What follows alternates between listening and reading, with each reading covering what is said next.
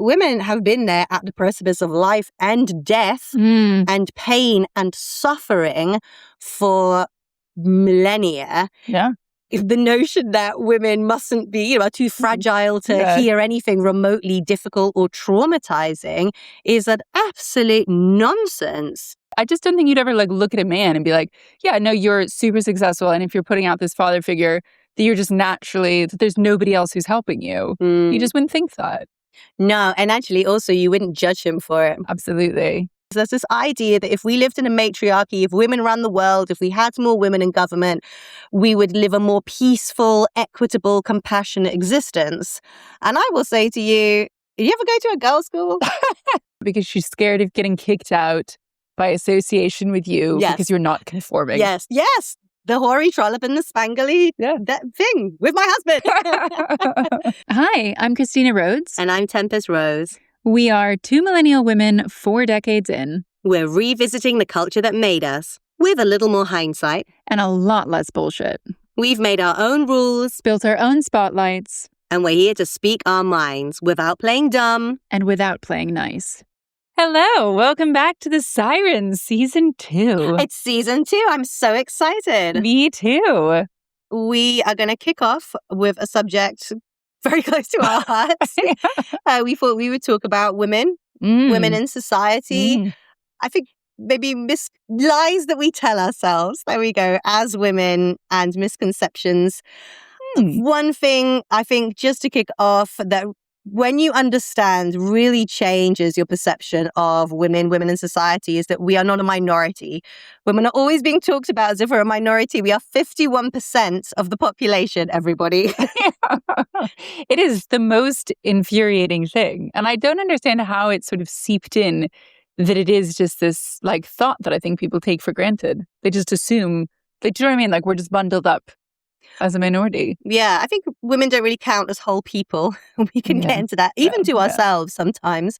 But also, I wonder if it's just a sort of flattening of how you talk about society. Everything has to come under the umbrella of patriarchy. Everything has to do with creating commonality between people who are oppressed, people who are at the top of the food chain. I actually find this analysis quite annoying because it's not a like-for-like situation. The position of women in society is unique. The position of disabled people in our society is unique. Racial relationships in society and other societies, all of these situations are worthy of independent analysis that are also to do with time and place. And so this flattening of everything into these are the marginalized people, therefore we think of them always as a minority, doesn't work for me. And women is a great part of that because we are not a minority, actually. No, I completely agree with you. It's a sort of siphoning off into other. You think, well, that's not appropriate. Now, tell me, when you think about femininity, what comes to mind?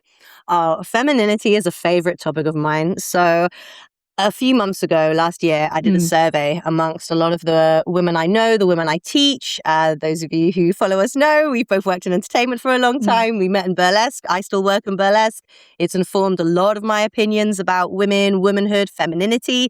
And so I thought I would actually go to my audience, my students and my peers, and ask questions about how they perceive us in the world. And one of them was what they understood by the word femininity. And I think even before we get into that, even knowing what femininity is worth exploring.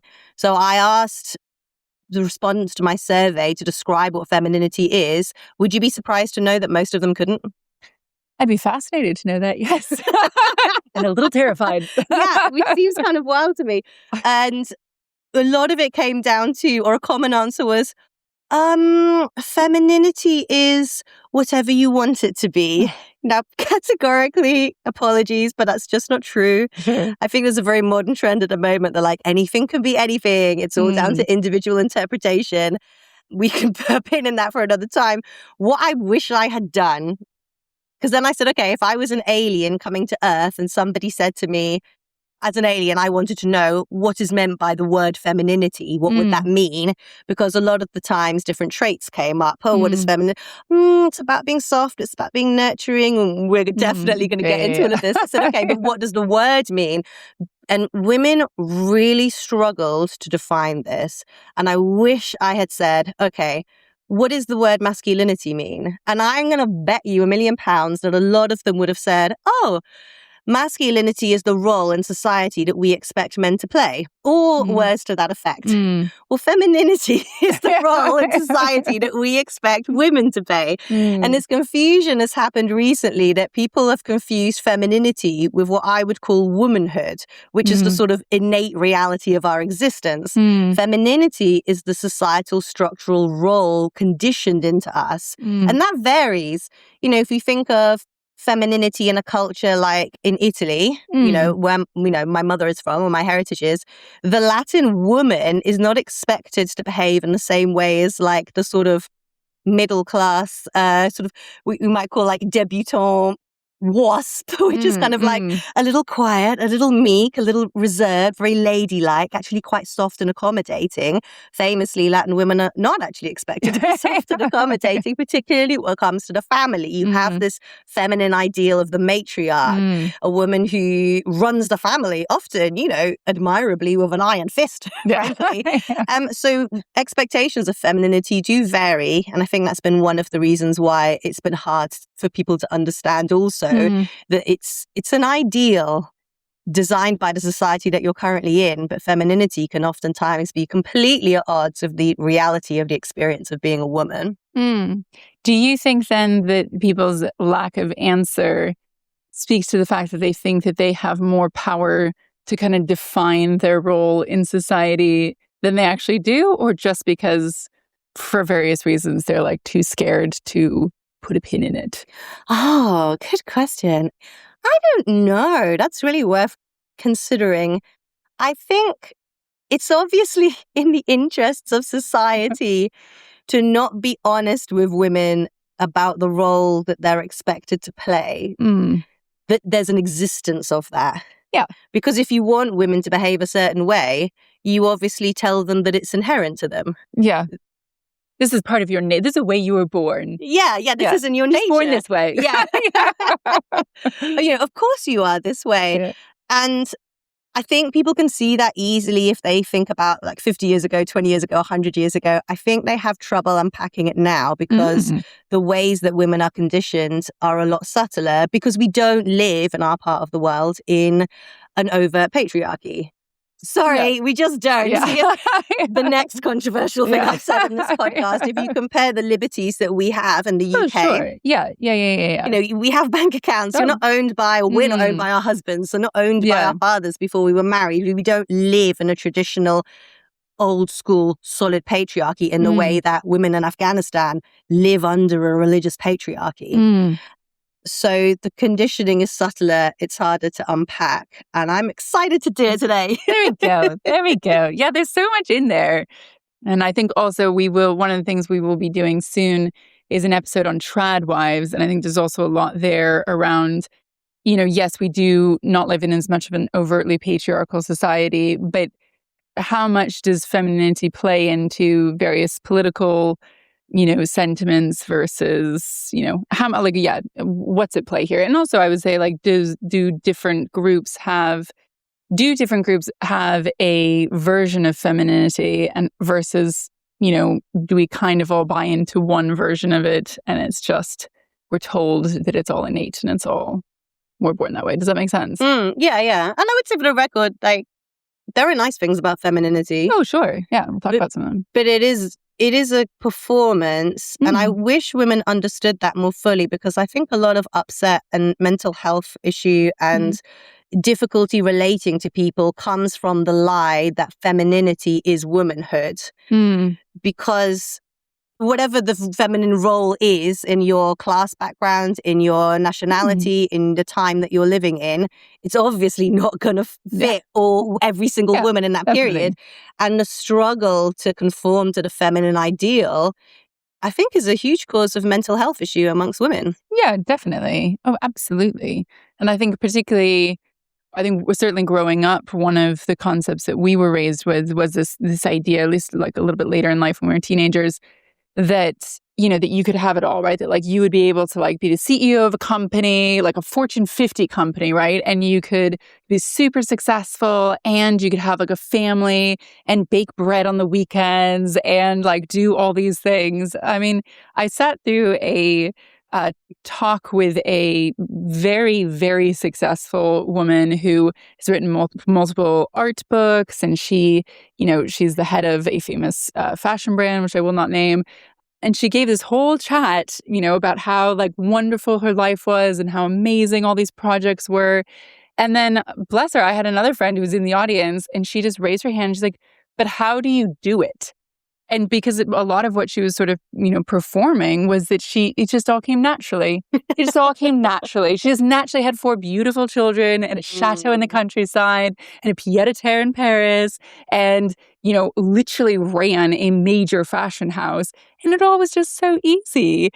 And, my friend pushed her and pushed her and pushed her. And eventually she kind of coughed up, well, I have a staff. I have a team. I have nannies. I have chefs. I have drivers. I have, there's a whole army of people working for this woman. Obviously. I just don't think you'd ever like look at a man and be like, yeah, no, you're super successful. And if you're putting out this father figure, that you're just naturally, that there's nobody else who's helping you. You just wouldn't think that.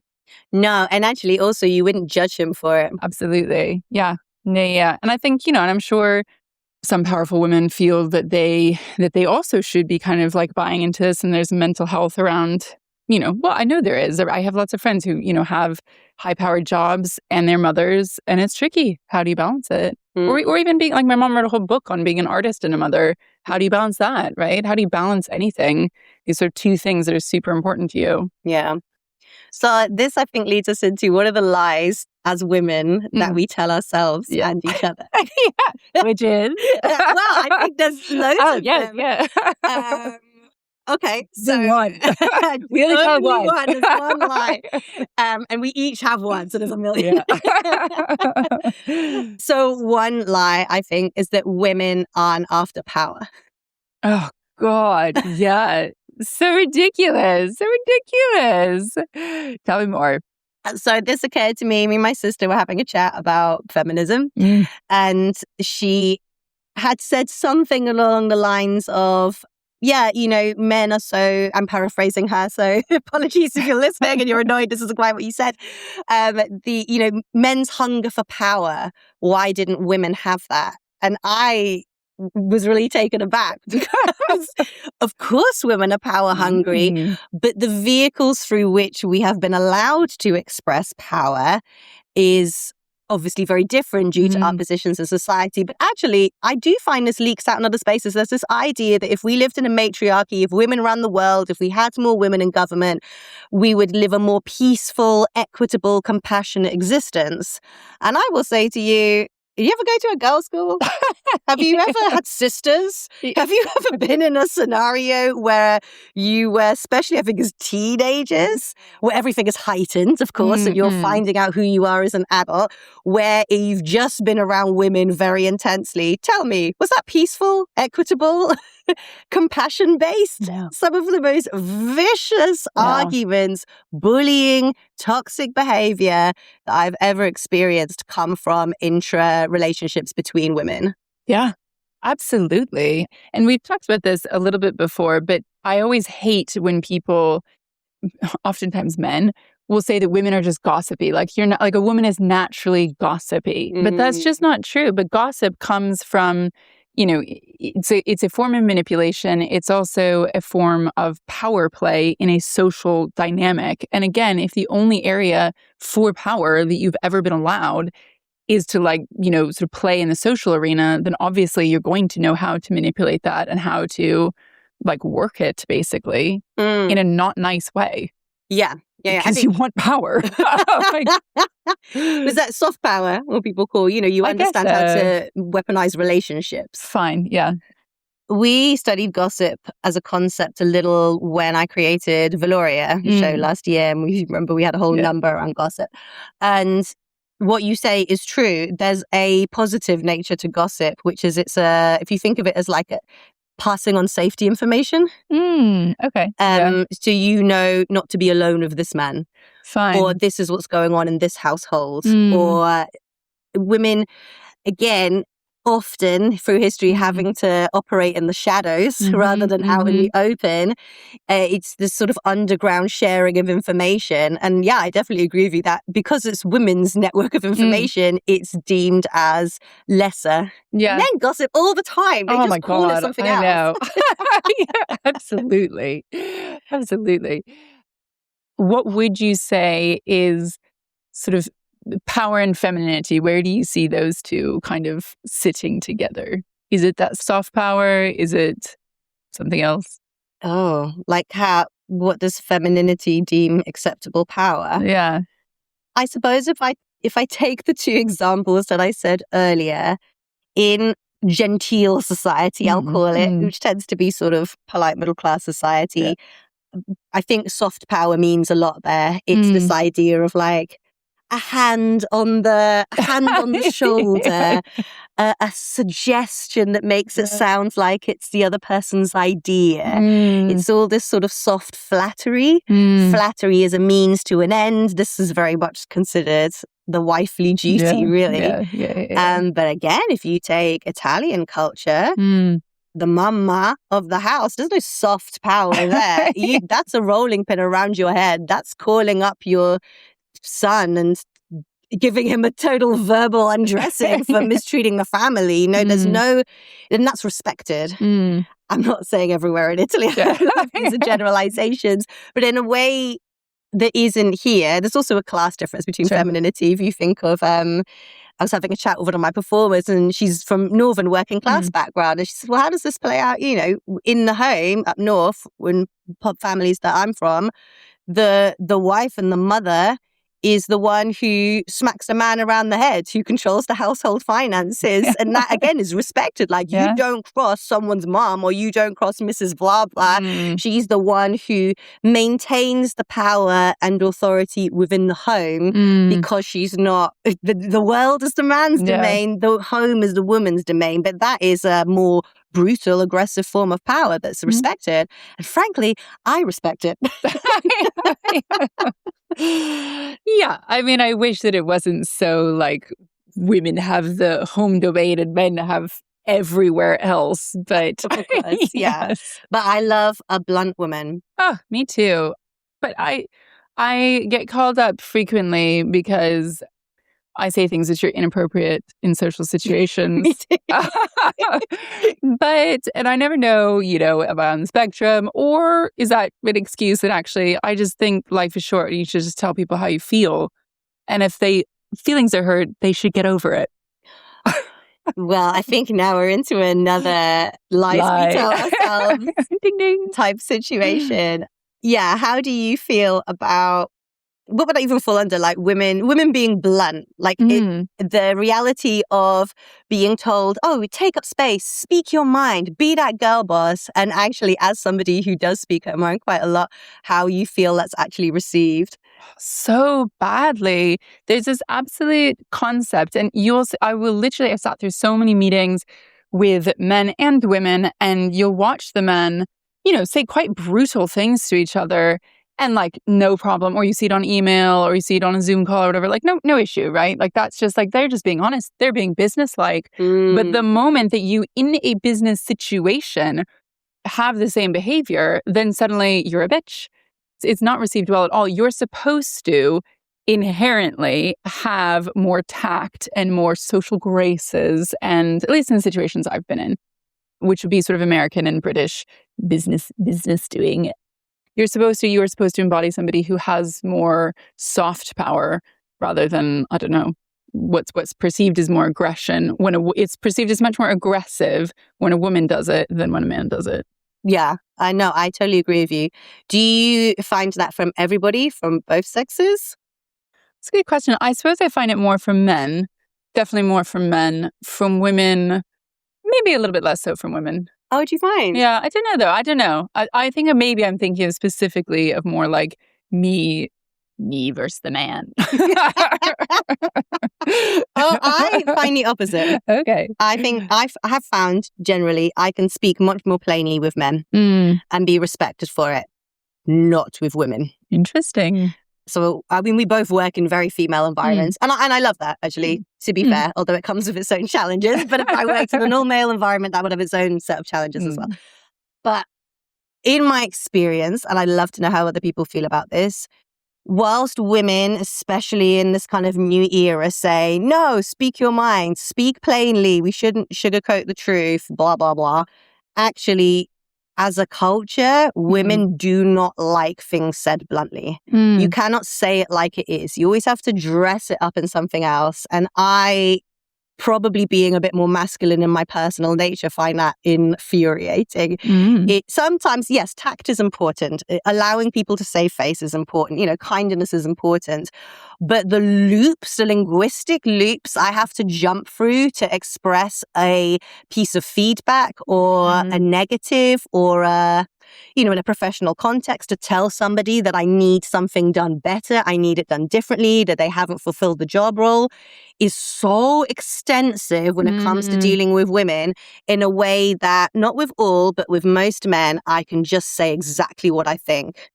Interesting. Yeah, no, I can definitely see that. I think when it comes to sort of dealing with women, one of the other things I find really infuriating is sort of needing to, and you mentioned this earlier, needing to kind of diminish yourself sometimes to be able to get along with other women. Yeah. And I hate that. Thankfully, that's not the true for my female friends, but they are my friends in part because I don't feel the need to diminish myself. Yeah. It's crazy. But talk to me about what do you think? Do you experience that too? Yeah. I wonder if this is why you and I met in burlesque. Burlesque was such a nice holiday because it's a whole group of people being the main star of the show kind of together. And because in burlesque, unlike in other art forms, you are an individual. So you're not all musical theatres. My background film was yours. You know, you're not all vying for the 5 set of roles that exist. I need to be the best Eponine and whatever. Musical theatre obviously is my background. You're allowed to create this really sort of powerful version of yourself, and that coexists in the shows with other people's personal, powerful creation of themselves. And so, I mean, at least at first, as I was talking about burlesque in general, not now, but I'm not trying to suggest it's some kind of feminine utopia. But what was a breath of fresh air is that it sort of became, certainly when we were in it, the resting place of where women who were too shiny, too bold, too exhibitionist, too forthright in their own kind of power came together. And so, in a way, we sort of became very unexceptional, actually. No, that's a really good point. As you were talking about that, I was thinking too, when it comes to the sort of lies we tell ourselves, just like this lie that you should be, you know, you can speak plainly and boldly and you don't need to apologize for anything. I don't think that's true. I also think, you know, you get told, I was told when you're little, like, oh, if you shine bright and you were like your best self and like everybody else will feel strong and like they can shine too.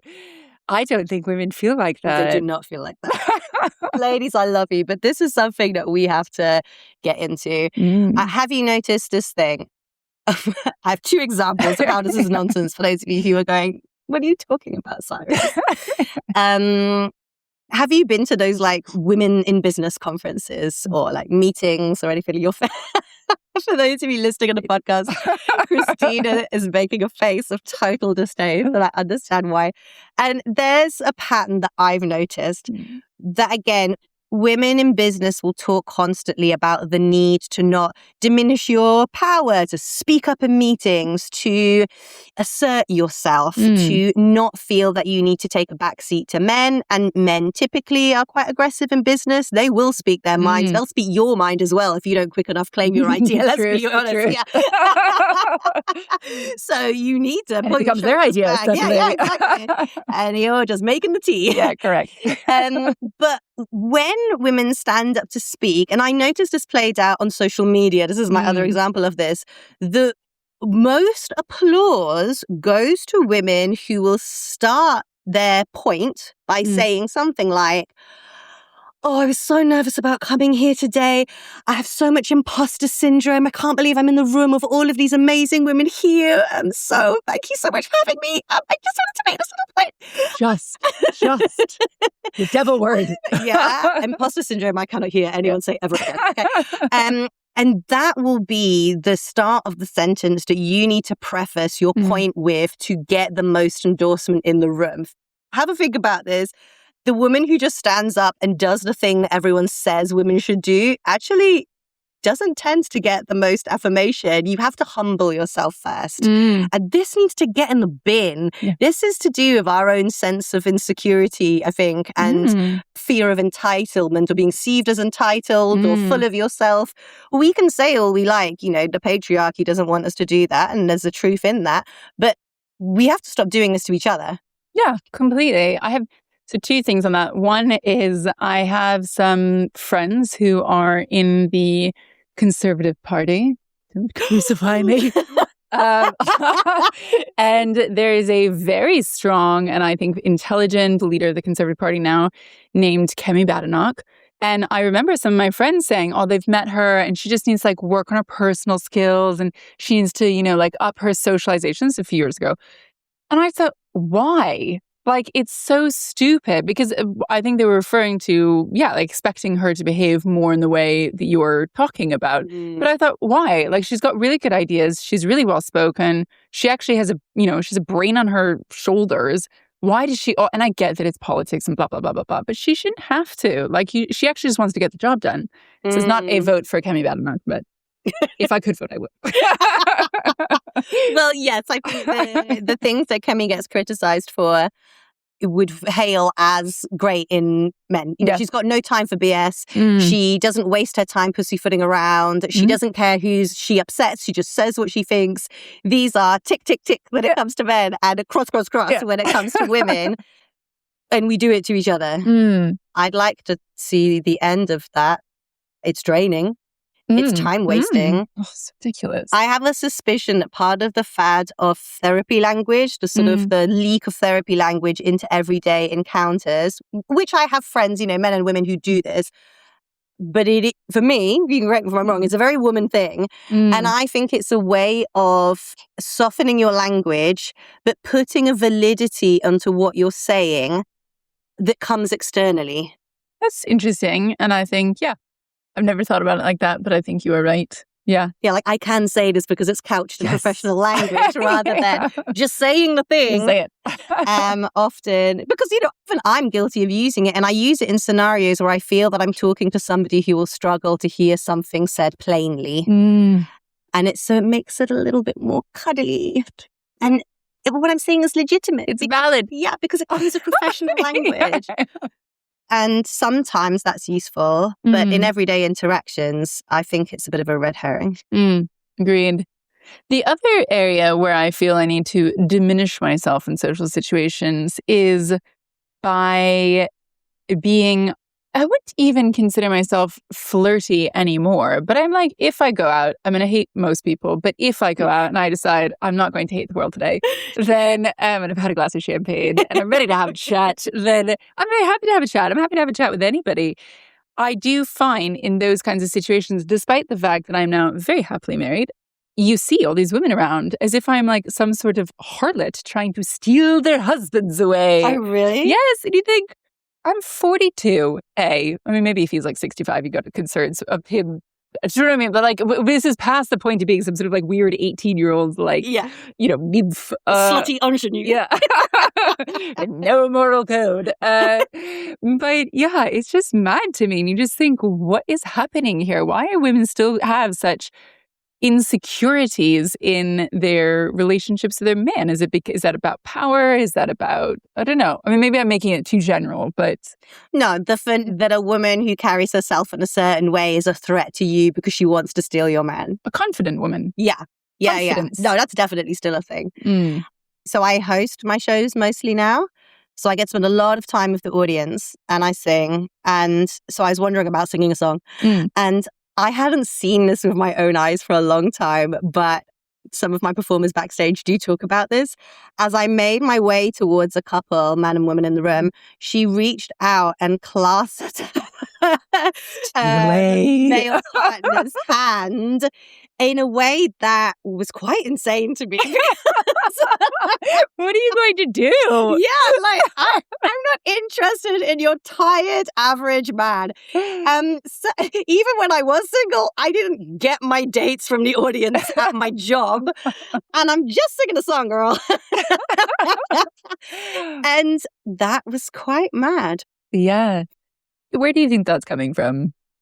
I mean, maybe this sounds very reductive and basic, but, essentially, if your man was your access to the world and your protection and your status and your income, then you clasp onto him with all your might, because widows, spinsters, women whose husbands had left them were literally destitute. That was obviously very rarely the case in the circles we move in. But I wonder if that insecurity still lives there.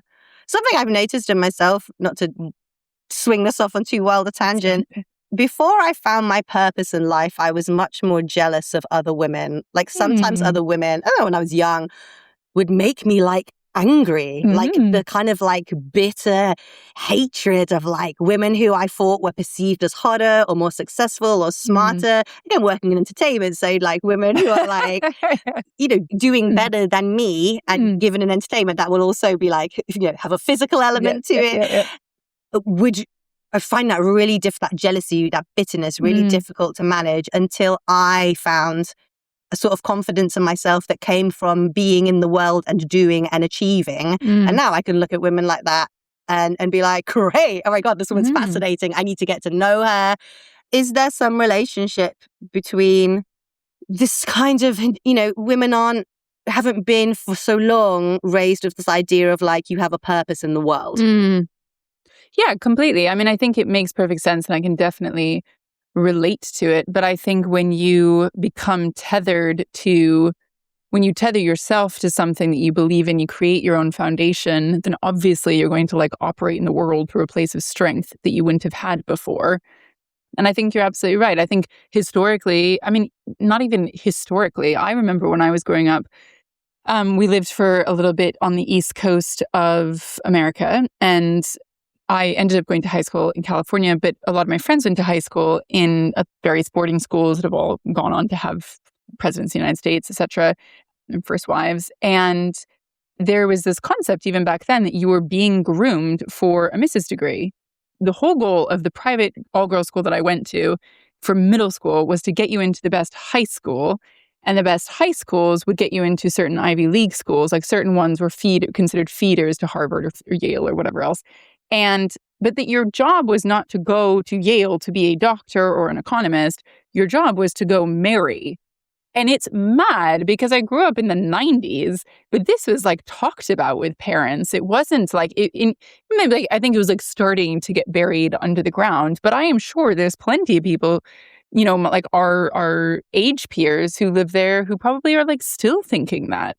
And so I think you can say that it's what you were referring to earlier was basic. And I think hopefully for lots of women, it is a sort of, basic concept of what's going on. But I think it's, if you're still raised to believe that from a young age, then it's still going to be there. It's so wild to me. I mean, the feminine mystique, women in the 50s and 60s, she talks about the concept of the Mrs. degrees there. That's still going on. 70, 60 years ago. But you say this, but I was having a chat with a friend who's from here, and he said, so the Queen, I'm sure you know this, the Queen got rid of debutante balls in the 50s or whatever it was. There's a whole Crown episode about it. There we go. And yet, if you open I think is it Tatler, if you open certain magazines at a certain time of the year, there's a full page spread announcing some wonderful blonde young woman in a Barber jacket and pose with her horse. And I remember asking a friend of mine, I was like, what is this? He's like, oh, it's the subtle way of announcing that your daughter is ready for marriage. No way! That's what that is. Because you can't do it in a big ball in a society because the season doesn't exist, the marriage season. So instead, you take out a full page ad and you announce her to the world. And that is still going on. I'm going to need to sit down. Fortunately, already sitting down. Okay, good to know. Who do you find easier to get on with, men or women? Well, yeah. So I think further to when I go out in social situations and I feel like I need to like dumb myself down. Yeah, I don't feel that way with men. Obviously, they're happy to have a chat with somebody who's confident and nice. I consider myself a nice person. Yeah, so I do find men easier to talk to, but I would say that it's not true. My closest friends are a mix of men and women, so I don't know. I mean, I think, but I would say, I would just say men, because my closest friends are a mix of men and women, but I think the women tend to be almost more of an exception. They're more exceptional in the way that they don't conform to so many of these things that we're talking about. Yeah. How about you? Yeah, I think what you say is probably true for most women, but in the lies we tell ourselves, so as part of my survey, I did ask people, who do you get on better with? And there were a range of options. And I think women find it difficult to be honest and say that men are easier to get on with. And they are, in terms of not necessarily on a deep level, but on an immediate level. Very open to hearing people disagree with this. For myself, I agree with you. In an instant situation, if I have to spend the evening talking with people that I might not know very well, or I'm just walking into a room cold and you're sort of expected to, you've gone to a party and you don't know anybody, interact, or, you're at a networking thing. Yeah. Men are much simpler to interact with. And I think it's because they come with less baggage. I spend my life predominantly with women. I like women more, or shall I say, I find women more interesting than men. When you meet a man who is good to talk to or excels in his field or has a special stream of knowledge, fascinating, leave me with him all day. Yeah. And you can speak very plainly and you can have a good banter, and there's much less subtle dynamic going on. There's much less of a, do I need to make myself smaller? Do I need to make myself bigger? How do I need to phrase things? You have to do much less work behind the scenes, I think, to get on with men. Men are easier to get on with. And I think men share knowledge more easily. That has its ups and downs. Mansplaining is a term everybody knows. So I wish, if I could say one thing to men, I would say, why don't you check with me first before you break down something to me? Because sometimes I know what you're talking about and I could do without the 20 minutes where you lecture me as if I'm 5. But let's say I don't know something about something. I find men are much more open in sharing knowledge and getting into deep and interesting conversations. I'm talking about on a first meeting. So let's call that exceptional men, interesting men. But if we take all men and all women, I find all women interesting. It doesn't matter if they excel, if they're highly regarded in a situation or anything. Every single woman to me, because women are so busy, I think internally, I find fascinating. I can unpack for hours and ask them questions and get to know in a way that I find not all men, but men can be quite surface, which I think makes them easier to get on with. Men have less baggage a lot of the time. Women, we come with so much baggage, our own insecurities, our own thoughts and feelings. We're always operating in the realm of the kind of passive-aggressive or the unsaid, the implied. That can make it really hard work to talk to women that you don't know, but fascinating as a group. Yeah. I would completely agree with that. Yeah. There was one thing, one of the options on the list was, I like women more, but I get on more easily with men. Yeah. And I would bet, actually, that a lot of women, more women than they are prepared to admit, fall into that category. Yeah, definitely. But it's mad that there's still a social stigma that if you're having a chat with a bunch of guys, that you're somehow seeking their sexual advances. Yes. This is very true. And then just everybody else at the cocktail party is boring. Or difficult to talk to. Maybe not boring, like you said, but yeah, they come with their own. It's so funny. And I wonder if men realize this. They probably don't. That you're playing this sort of mental gymnastics when you're talking to a woman for the first time, or somebody who obviously my good friends, I don't feel like that at all. But yeah, when you go to a party, when I'm meeting new women, I definitely, the whole time they're talking and I'm talking, I'm like navigating body language and what to say and how to respond to that and how energetically and what to ask them about in a way that it just wouldn't occur to me when I was talking to a man for the first time. Yes. If I could underline your words. Italics. Yes. Highlighter. I would just bold all of that. Because it's so true. This is why, I mean, it's famous. Men don't understand women. Yeah. Men think women are insane. Yeah. What makes them happy? I don't understand women. And so this episode is a two-parter. We're talking about women today. We're going to talk about men in another episode.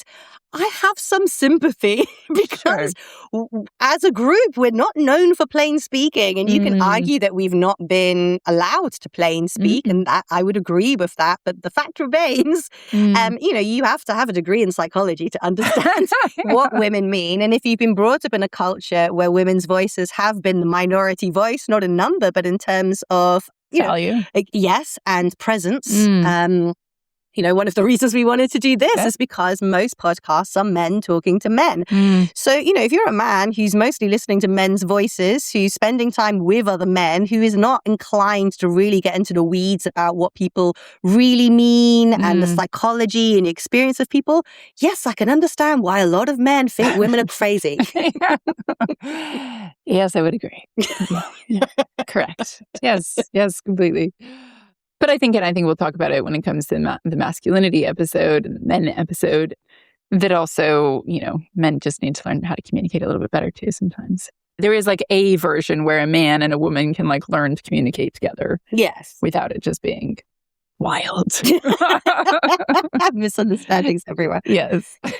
When people say the word sisterhood, how does that feel to you?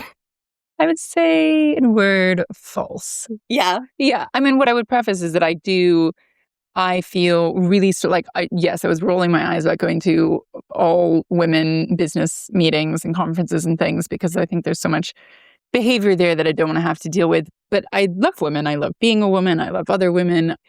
And I do really, I think I found it when we were doing a burlesque, that there was this, feeling of being around other strong women, which I really loved. And I think there's lots of other things that I've done in various careers in my life where a big part of it has been about trying to create a space and a voice for other women to rise up. And I would, you could call that the sisterhood.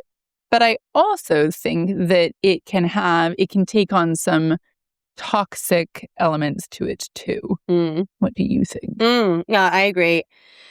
When I first got into burlesque is when I kind of had a bit of a feminist awakening. And I very much bought into the idea that women have been taught to not create bonds of solidarity by the patriarchy because we all had to fight for the best men. And that isn't untrue. Like, that is a factor. You come from generations and generations of your position in society. Your life sometimes, your entire existence is prefaced on, can you make a good marriage? Those are very hard societal kind of conditioning. It's very hard conditioning to break, even if we are lucky enough that, to an extent, we don't, not at the same extreme, we don't live in that society anymore. We're very lucky, you and I, not to. But that's not the only thing that's going on. I have since learned that there are other factors. And one thing that really blew my mind was when I learned about the evolutionary imperative for women to have solidarity with each other. Solidarity makes it sound good, though. It's conformity. Yeah. And that is, of course, when we lived in much smaller communities, when you're dealing with predators, animal, weather, other groups of people, other societies that you would be living around, you cannot survive without strong physical protection. And that's male protection. Because women, yes, we can talk about the Amazons, but these are outliers. By and large, men fight, men defend, men went to war, men went into battle. And so if you disrupt the group, if you are the outlier as a woman and you are cast out of the society, of the culture, you are dead. Yeah. Your ability to survive is limited. And so from fear of death, of torture, of being trafficked into another group, women had to be very conforming, actually. And for me, I'm always existing in this friction, like, yes, because women are the sort of underspoken part of society, we're always operating in the shadows, essentially. And there is something really punk about that, like really rebellious, like you're the one who's sort of going against the grain as a sex. But actually, what's probably more broadly true is that what that indoctrinated women into is conformity, safety, solidarity. And that, once I realized that, really explained to me a lot of the games women play with regards to don't be too much, don't be too outspoken, don't upset the status quo. It's this ingrained feeling of it's dangerous if you do. Because the other thing that comes with it is not that you might be cast out, but I might be associated with you and I'm going to be cast out of the circle. I mean, this is cancel culture. Yeah. And so some sisterhood is a great idea. I mean, actually, as it comes out of my mouth, I laugh because me and my sisters have a very difficult relationship with each other. And in fact, any woman who's got sisters might also chuckle at the term sisterhood, meaning this kind of benign, lovely, warm, comfy situation. No, sisterhood relationship is very difficult. But when people say sisterhood, there's a lovely idea there of actually we can take a rest and find comfort in each other's company, which is lovely and healing. Yeah. But I also notice it online, well, in person, but we absorb most now of our sort of, culture online. It's a weaponized term. When someone talks about sisterhood and solidarity, sometimes what they mean is shut the fuck up. Interesting. Yeah.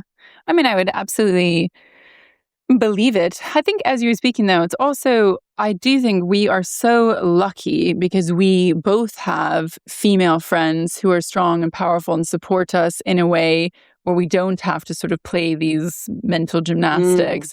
And I remember, like my mom went out and was part of a women's circle and she got such benefit from it. And, listen, there was plenty of like social shenanigans going on within the group. But I think for a lot of women, if you're sort of existing, in the world that we live in, you might not kind of as easily encounter women that you have a really strong bond with. And then so it is that there is a place for women getting together and for the sisterhood and for having kind of female only groups. Absolutely. But yeah, I think you're totally right. It can also be weaponized. Yeah, I think as you talked about femininity earlier when we were talking about before this episode, we have this concept of toxic masculinity and masculinity. And I'm excited actually to talk about what we think is good masculinity in the episode on men. With femininity, I have yet to hear the term. So I'm coining it right now. I don't care if anyone else has said it. You say this term and you best quote my name straight afterwards. But there is, of course, toxic femininity. Of course. There's wonderful positive sides of femininity. Not all of this conditioning is terrible. And some of it is kind of innate to greater and lesser extents with different women. But of course, some of it is toxic, especially if you're the group being inculcated into the servant class, because that's, what women have been. And so toxic femininity for me is the negative side to that, where sisterhood isn't about bonding and release and joy and coming together, which I want more of, which I think is great, which both of us try and foster as much as we can, and fine for our own well-being. Like spending time with women in a positive way is so life-affirming, to bring out some therapy speak that I slagged off earlier. But the negative coin to that is you have to fit in with the status quo.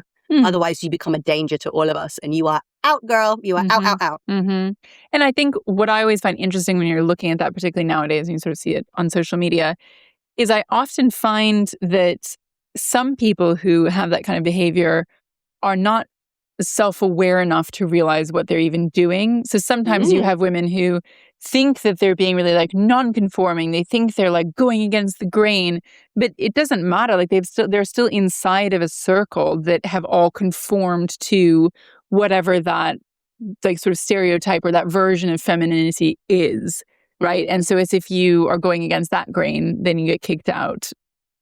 Do you know what am I articulating that well enough? Do you know what I'm saying? Yeah, absolutely. Do you think presentation is a big part, obviously, of femininity. When often you ask people to describe things that are feminine, what you wear comes into it a lot. And you and I think, both really enjoy. We've talked before, and I think on the feminist episode about how much we enjoy the aesthetic of a lot of femininity. Do you think, though, that the aesthetic has a role to play in this kind of like behavior conditioning? Yeah. So it's tricky because I think it goes back to the point that you made at the beginning of this episode. Womanhood and femininity are not the same thing. And I think we live in a culture where oftentimes that gets confused. And this has some complex layers underneath it. So I'm going to be a little bit careful about what I say. But I think I get upset when I want to live in a world where everybody can wear whatever they want to. And that has nothing to do with who you are or what kind of person you are or your gender or your sex or anything else. Like, you should just feel, I want to live in a utopian world where we can all just dress the way we feel we should. Yeah. Right. So whatever that looks like. And I also think that while I love wearing a dress, while I love, I'm definitely like a sweatpants or like jeans and t-shirt kind of person normally during daytime. But at night, like if I'm getting dressed up, I want to look like a woman, right? Like what you would consider, like I want to look very feminine. Yeah. That's the language that we use for it. And I think that I think I'm still unpicking this myself, but I don't want to live in a world where I think that like dresses and hyper feminine fashion actually carry quite a lot of baggage around what they sort of stand for socially. And I don't like that, therefore, being associated with womanhood, if that makes sense. Yeah. No, I totally understand it. It's a freedom and a prison. Yeah. What do you mean by that? Well, when you were talking, and forgive me if this isn't quite what you intended, but some of the things that were going through my mind were what you wear implies consent. And that's been weaponized against women a lot. Yeah. That's not exactly what I meant, but I think absolutely. I mean, it's mad because this concept that you can be wearing a short skirt and therefore you're a hypersexualized creature who wants to have sex with any man available, even if you specifically say you don't want to have sex with them. Like, I don't know, how do you feel about a presentation and femininity and how those things can commingle? We talked about in our body image, I think, episode, we did body image and body modification. And I'm going to guess it was under body image, but I could be wrong. The idea of who is fashion for? That's it. And I was actually explaining this to my husband last week because we were preparing for this episode. I said, do men realize that when women dress up to go out, actually 90% of that isn't for them? Yeah. And we had a mutual friend years and years ago. I remember him saying like, oh, what if she didn't want male attention, why would she wear a short skirt? And it's my belief in general that when women put a lot of effort into their presentation, it's actually mostly for other women. And you say like for yourself. And like, yeah, I like dressing. People who normally do that. Also just the joy of creation of the outfit, makeup and everything. And to express yourself is lovely. If I wanted to be sexually attractive to men, it would be a very low bar of effort. I basically just put a potato sack on and walk out the door. Yeah, exactly. Like most men don't care. No, they couldn't give a shit. There's no part of me that thinks that guy's going, she's wearing a short skirt, but it's from Primark. If only it was from Gucci, then I'd find it sexy. Fashion is not, for the most part, or in the majority, I think really about sexual attractiveness, particularly when it comes to men, male to male. Sorry, female to male. So fashion becomes about signaling once it gets beyond personal pleasure. But also, I don't know, like, could you say, again, as somebody who loves dressing up as much as I do, and I think this is something nice that we found with each other, is that you can actually go all out, full 9 yards, and not have the other person be like, oh, it's a bit much. Yeah. Feel like you sort of broken the feminine rules of what you were allowed to wear. Oh God, I just hate that. And you get that particular thing, just on a tangent, at weddings all the time. And for those of you who don't know, I got married recently, and we worked on your maid of honor dress together. And you told me that you had somebody who was like, you absolutely cannot wear this. And I loved it. I felt freer because you and my other bridesmaids and it's like so many of our guests made such an effort and they were going all out. And that made me feel better. Yeah. Do you know what I mean? That made me feel like the whole thing had been like lifted up. Oh, yes. Yeah. But This I think is a cultural thing because in other cultures, you don't have this like, you have to dress dowdy so the bride looks better. Is it Nigerian weddings are a feast for the eyes. Indian weddings. Incredible. So good. Yeah. And it's a mark of respect. And this is how I feel, just in case you're ever coming to one of my parties. It's a mark of respect to dress up to go to an occasion because you're showing that occasion and that person is worthy. Yeah. So yeah, I totally agree with you on that. I think the point I was trying to make before was a lot of fashion isn't about self-expression. It's about looking the same. Sorry, yes. I mean, I took us on Sorry, I got that. Yeah. No, I was like, you're absolutely on for ages. No. I completely agree with that. And I also think it goes back to the conformity. I think it's a few things, but it's that conformity concept where you are looking to fit in with whomever you're trying, whatever group, which I'm like guilty of it myself, right? I have a few handbags, one of which is from Marni, one of which is from Gucci, and during which one I wear will totally depend on who I'm going out with. And I won't wear the nice one with some groups because I know that it might make them feel uncomfortable because that's not the sort of dynamic. And then I will definitely wear it with other people where I know that what matters to them is a little bit more of that like social status symbol. And it's stupid. Yes, I like the look of it, but it's also about conforming. Yeah. Like the choice is about conforming. So with women I've talked to, again, going through these topics, the fear of wearing something inappropriate to an occasion is so real. And getting it wrong was a real kind of like concern that a lot of women who I asked again about sort of femininity and being in the world talked about. It was generally perceived, I was going to say, I don't know how you feel about this, but I'm pretty sure I can guess. It was always better to be overdressed than underdressed, but to an extent. I personally would disagree with that in my experience, but just for me personally, I would imagine that probably is true. I guess I'm talking to people who interact with burlesque, to be fair, so they're going to be on the slightly more flamboyant side. Yeah.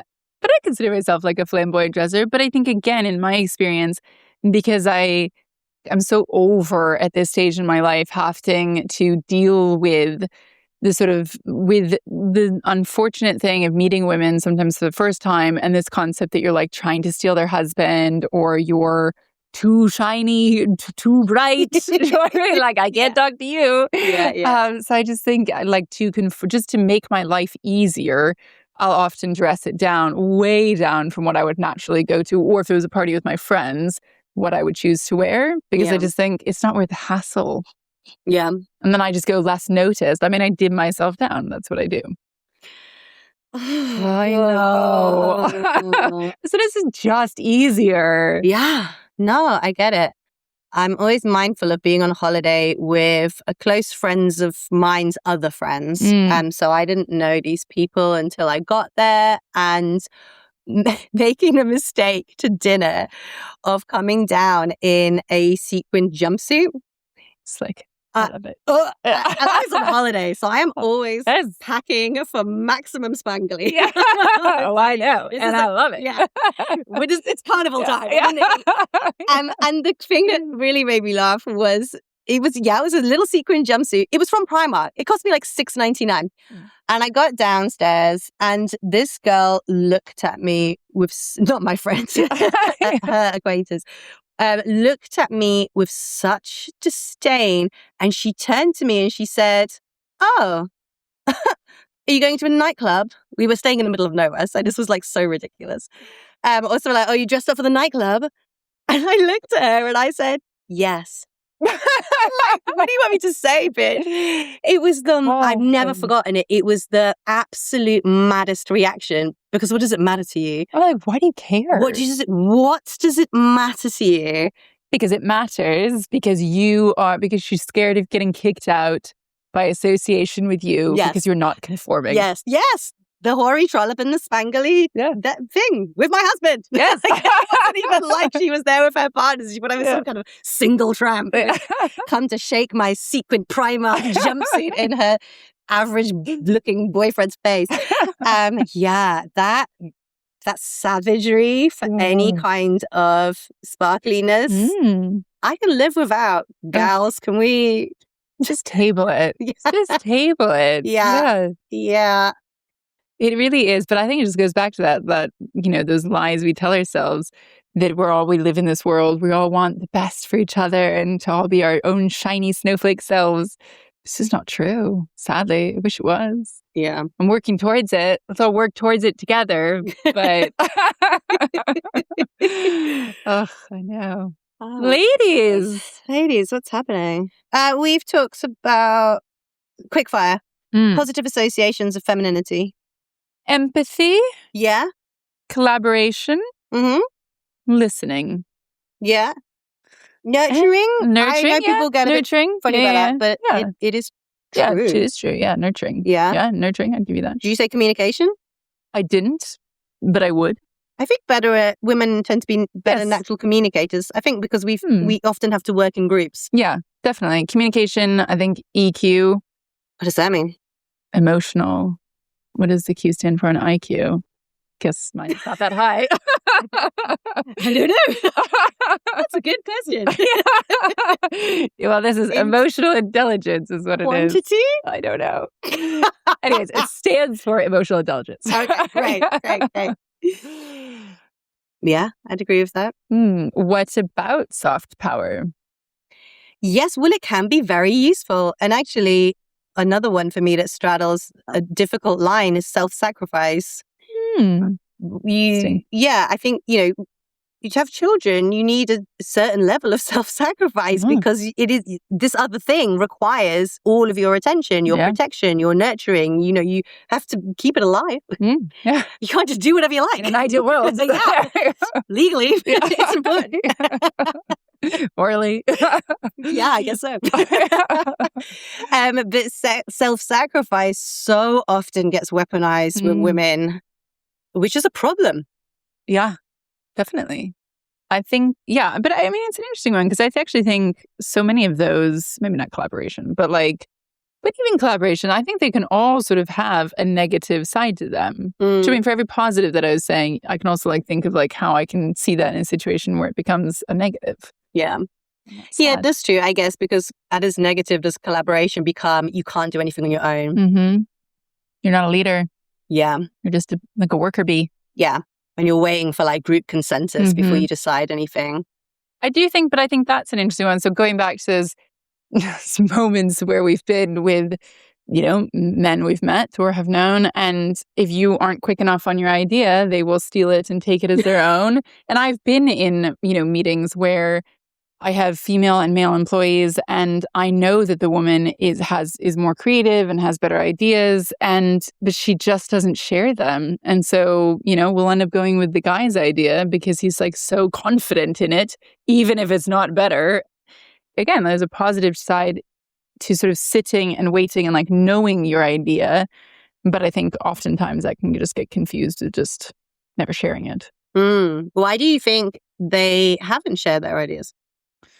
I don't know. It's a really good question. And I get really fascinated when it comes to these sort of how men and women engage with each other, but also just these things which seem sort of not part of femininity and so I get interested with how you see women doing certain behaviors over and over again. You see them from a young age, and this concept of what is natural and versus what has been nurtured into them. And I see with some small children in my life, my niece and my nephew. My nephew is just much more bold. He's much more happy to share his ideas. And my niece is not. She takes a lot of sort of coaxing. She needs to be in a comfortable environment. And there's some things that I know about why that happens. But there's other, my brother is wants to be a very supportive father. They've had it from such a young age too, that I get really confused about where it comes from. Do you know what I mean? Is this a specific type of parenting that brought it there? I sort of don't think so. Again, there's some elements that maybe, but there's definitely a natural element to it too. And I don't think that that's natural. I don't want to buy into that women just aren't as comfortable sharing their ideas. But yet I have seen it sort of play out at a young age. And I don't know how to reckon with that. I don't either.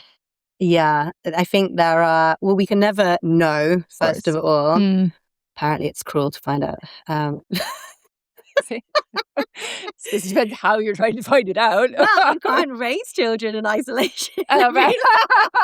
From like babyhood to understand. Pink is blue and red is green. Yeah, nature versus nurture. Well, here's a question that led me to some uncomfortable truths about women and femininity based on sort of what you're talking about. And this is bigger than a specific example because, of course, every family scenario is different. But women still do the majority of the child raising. And when I went through a sort of re-look at things that I had assumed were true in my 20s and 30s and I got to my 40s, then we start to get into the uncomfortable territory of how much responsibility are women taking for watching in real time play out stuff that we would consider negatives in society. Like if women are still raising the majority of children, why do we still have patriarchy? We can't answer this in this episode right now, but it's very good food for thought, though. Yeah, we will never know. Well, I guess it will be very difficult to find out. In the case of your nephew and niece, like what has made the difference between the different ways that they behave. And then obviously as two individuals, they'll have their own individual factors. But yeah, I'm always mindful of that in terms of we don't get anywhere, I think, by denying some of the negatives of our conditioning as women, particularly if we are thinking about the world that we want to be in and the responsibility of children. But equally, I don't think children are programmable like robots. They live in the society we live in and they absorb things all the time around us that I'm not saying you're saying this, but like I'm mindful of like telling children something and what they absorb in the culture and the home. That's not aimed at your family. There's no easy answers to this. No, of course not. And also, I mean, if you've ever been around a small child, like it's not, this is not just like you just type it in and then it learns that behavior. Like it's difficult. And parents do start to think that now. There's really? This weird, like as if like there's manual and you can just raise this perfect child. And so there's this big movement on Instagram about like raising my son so he doesn't think that women are around to do all his cooking and cleaning for him. And some of it's good because it's sort of women thinking actively about how they raise boys. But the other part of it is like, if it was that easy, women would have done this in the 60s and 70s because you have these waves of feminism in the last century or so that certainly started to think very deeply about male violence and aggression. Do you think mothers in the 60s and 70s and 80s didn't try and raise sons to get rid of the sort of toxic masculinity that they experienced from their fathers, brothers, and husbands? Do you feel that we live in a world where men treat women really well now as a consequence of that? We don't. No, absolutely. I didn't mean you. No. And you make a very, I do completely agree with everything you're saying. But I would also argue that I think it seems like, and when I talk to my mom and sort of like the older generation, they, the people I've spoken to agree that our generation has more of, they talk about it more, or they're maybe just a little bit more interested in around sort of how exactly to like raise the perfect human. And it becomes more, I don't know, more talked about maybe. But actually saying that out loud, there were definitely parenting books back then, so it's not like it was a new concept. Think it through. I sort of think this kind of comes down to people have less children. We started this episode and you were talking about this idea of like having it all. And I do think with certain groups of women, okay, I'm going to have the perfect child. I'm going to have the perfect career. Or equally, and I've witnessed this with my own eyes, my own family household. My household, because it's me, my husband, and my dog. But the wider family. Like, if I'm going to give up work, then I'm going to be the best mother that's ever existed. And so the spotlight has gone on child raising and like helicopter parenting and tiger moms and all these little buzzwords we have around this idea that like you have less children and you are more invested in how they turn out.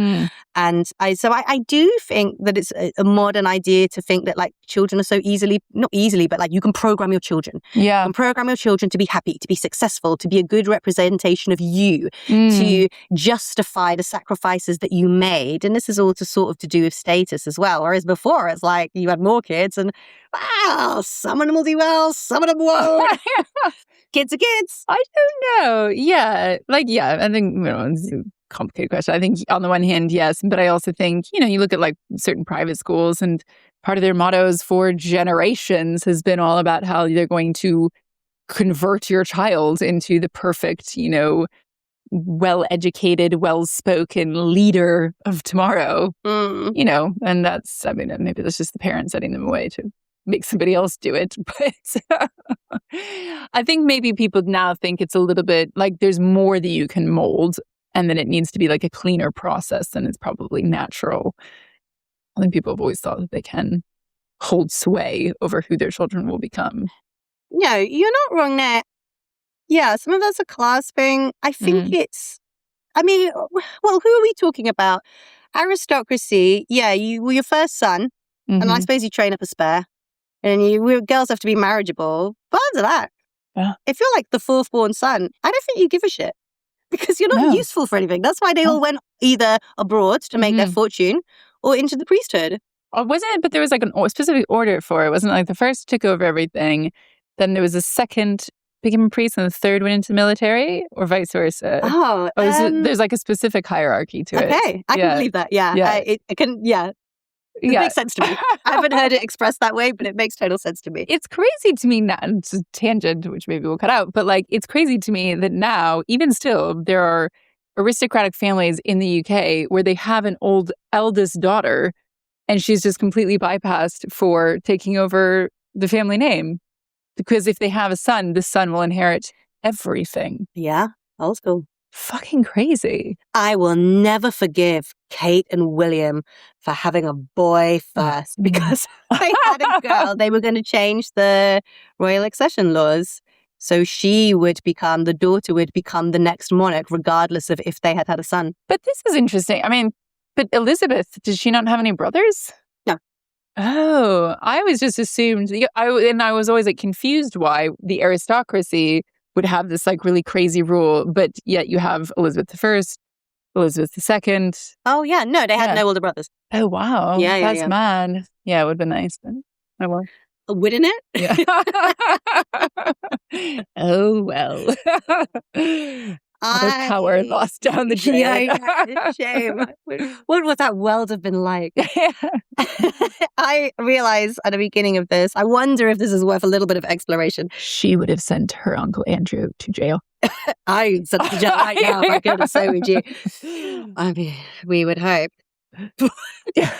Let's put a pin in that one. I'm very happy to talk about recording today. Last week, the big drop of Epstein files were just released. And if you want us to talk about Epstein, then drop it in the files, in the comments files. Oh my goodness, there we go. Because there is a lot to talk about there. We talked about, or I was very keen on saying the difference between femininity and womanhood. And I wonder if that's worth like a little more exploration, because I actually thought that was something that was generally understood. And I've come to learn that it isn't, in this big drive to sort of reinforce that actually femininity is just sort of the way as you as an individual might express your girliness. It's not what it means at all. And obviously, if you think about womanhood, periods and childbirth, if we're talking about like femininity being like sexy and dainty and soft and giving and nurturing and kind of also like elegant and all of those things that you think of when you think of like a woman. There's nothing dainty about the thing that is, whether you choose to do it, whether you can do it or not, the definitive experience of womanhood. Otherwise there would be no human race, is giving birth, essentially. There is nothing remotely dainty about pregnancy and giving birth and raising children.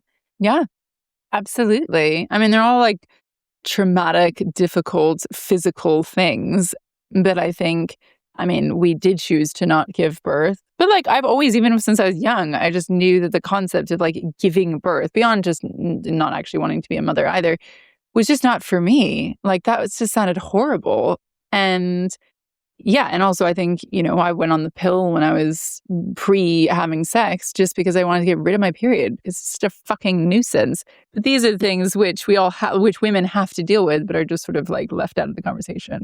Yeah, like when you have that sort of Victorian sensibility of like, oh, don't use bad language around women, or women weren't able to see, I don't know, crime scene photos, or you couldn't discuss things that were gory or bloody around women because we had this very kind of like soft, fragile. That's fragile. It. Yes, thank you. Fragile sensibility that we couldn't cope with the realities of life. This makes me so mad. I know. Because, firstly, to give birth, you have to look your own death in the face. Particularly, we're very lucky. We still have, obviously, maternity mortality rates, even in developed countries. But think about the whole of human history where these ideas were developed. I mean, you looked death in the face to give birth.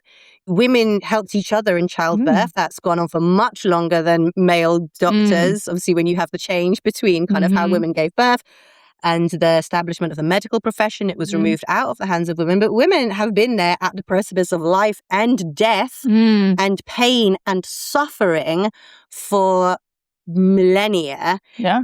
The notion that women mustn't be, are too fragile to hear anything remotely difficult or traumatizing is an absolute nonsense. Totally. But I think that comes from, if you think about what strength means to a man, right? It's about physical power, and women are, as a whole, less strong than men. And you have these moments as a woman in societies of being more vulnerable, right? When you're pregnant, you're more vulnerable. When you're on your period, right? Like depending on the society you live on, you could be more vulnerable. And so from a kind of going back to your, therapist speak, from like a male gaze, that is a weakness, right? Because you're not strong. You're not like physically virile in those moments because you're literally carrying a child, or succumbing to, for many women, a huge amount of pain and discomfort and trauma of all this weird blood that comes out of your body. But so to a man, it's just considered weak, and therefore the extension is that you are fragile and you are delicate, rather than actually, no, you are strong yourself, just in a different way. It's a different type of strength than is required from a man. Yeah. Masculinity. No, I absolutely see that. But yeah, it's ridiculous. Yeah, I think women are forced to exist in two worlds. The world of what we are supposed to be and the world of what we are. And men do have this too. We talk about masculinity. We both have our social roles, and there are men who don't fit, obviously, into the masculine role very easily. But again, I think because women, there's such a level of conditioning, like women are required to do a role to keep society running that we're not really acknowledged for, that we're not compensated for, without not only giving birth, but the majority of caregiving is done by women, and not just child raising, but for elderly parents. So much of kind of emotional labor in terms of keeping friendships alive, keeping families together is all done by women. And you have to be, or we have been, because some women love that and it's important. It's just not valued. Yeah. So you do have to be sort of conditioned into doing it a little bit. Like I say, there's no value attached to it in our society anymore, sadly, in lots of pockets of our society. For me, the distance of the two worlds is more traumatic almost. I don't like throwing around the word trauma, but again, coming back to mental health, a lot of times when I hear, and look, I'm not here, I can't diagnose anybody. I'm not here to talk about... You're not Dr. Tempest? Yeah, I know. Although I will cry.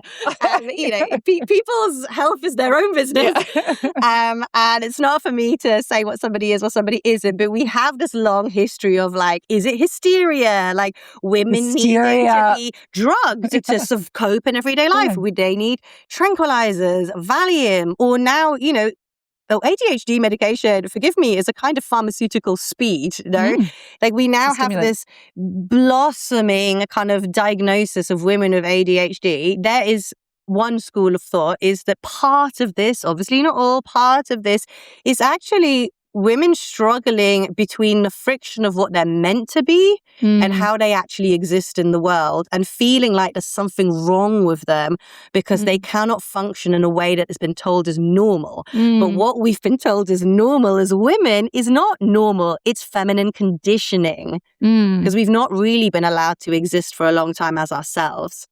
Yeah, I think it's feminine conditioning, but I think also so much of the kind of rules and expectation, which is, I think what you're saying, it is governed by men, and it is created almost also for men. So you have to kind of sit outside of it, if that makes sense. Yeah, it totally does. But sorry to throw a spanner into the works, team, because we're all about responsibility, as you may know if we've dropped our shots yet. With 51% of the population, at what point do we, and are lucky enough, like this is a privilege, I think, and we should think about it this way, do we say, cool, well, enough of that. Let's stop doing that to each other. I watched this great TikTok the other day, a phrase I hate uttering, but does occasionally happen, where this woman, and I can't remember the term she used, but the idea was that some functions, and I think a lot of our patriarchy now and the part of the world and the time and the place that we live in, a lot of patriarchal function actually has very little to do with men. I think men are just getting on with their lives, and it becomes its own spinning wheel, like it's got its own momentum that keeps running. Yeah. I don't feel like men in my life are impressing upon me a way to behave.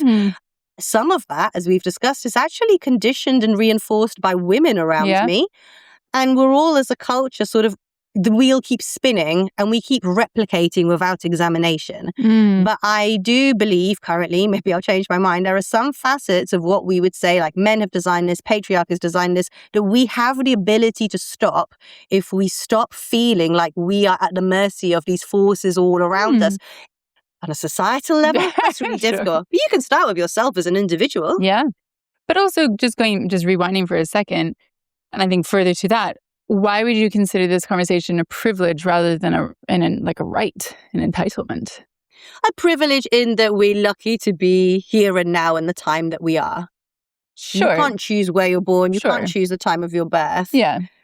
I would rather, it's like when people say, accept your privilege. But I feel people rarely do.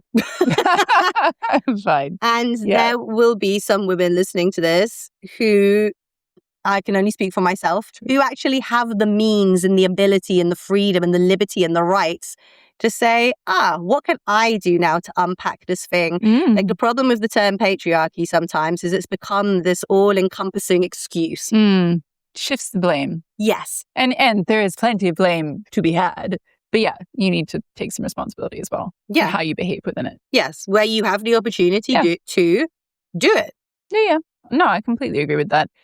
And the thing I think that I'm going to take the most from this episode is what you brought up around, if women are still the primary caregivers so often, even in our own society, then why is this not changing more? Why, where is that?